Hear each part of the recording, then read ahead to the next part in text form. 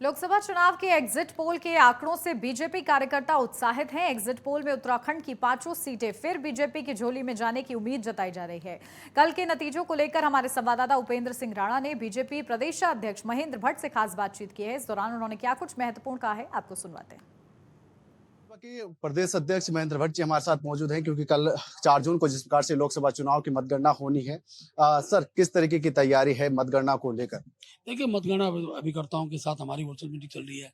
कहीं 237 हैं, कहीं 268, 200 से ज़्यादा प्रत्येक लोकसभा के हमारे मतगणना एजेंट हैं। और मैं कह सकता हूँ कि हमारे सभी मतगणना जो अभिकर्ता हैं वो कल प्रातःकाल 6 बजे मतगणना स्थल पर पहुँच जाएंगे। और चाहे वो ईवीएम की मतगणना हो, चाहे पोस्टल बैलेट की मतगणना हो, उस पर एक प्रकार से मैं कह सकता हूँ कि बुद्धि के साथ और संयमता के साथ मतगणना होगी। और 5 लोकसभाएं भारतीय जनता पार्टी प्रचंड मतों से जीत रही है, जिसका आंकड़ा एग्जिट पोल के अंदर भी आया है और हमारे कार्यकर्ताओं ने फीडबैक जो हमको दिया है उस आधार पर मैं कह सकता हूँ। इस प्रकार से एग्जिट पोल आए हैं, जश्न की कितनी तैयारी, मिठाई को लेकर कुछ डिमांड?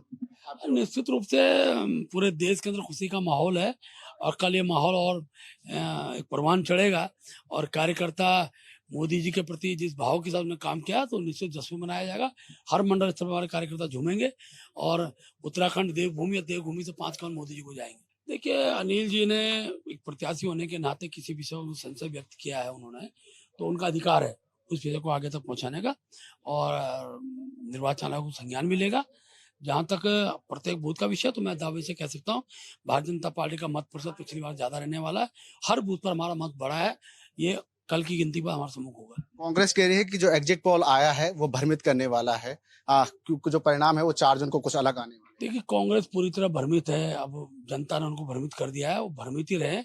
और जनादेश को भ्रमित करने वाला बताना एक कदम लोकतंत्र में ठीक नहीं। जनता ने बहुत सुखद भाव से देश को एक ऐसे प्रधानमंत्री का चयन किया है जिसने देश के विकास की गति को बढ़ाया है। इस प्रकार के बयानबाजी करके कांग्रेस पुनः मतदाताओं पर प्रश्न खड़ा कर रही है। बहुत बहुत धन्यवाद हमारे साथ बातचीत करने के लिए।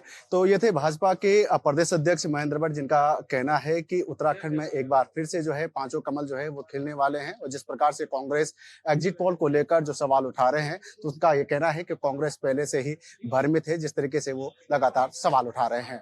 अपने सहयोगी नरेंद्र पिमोली के साथ मैं उपेंद्र सिंह राणा, नेटवर्क 10, देहरादून।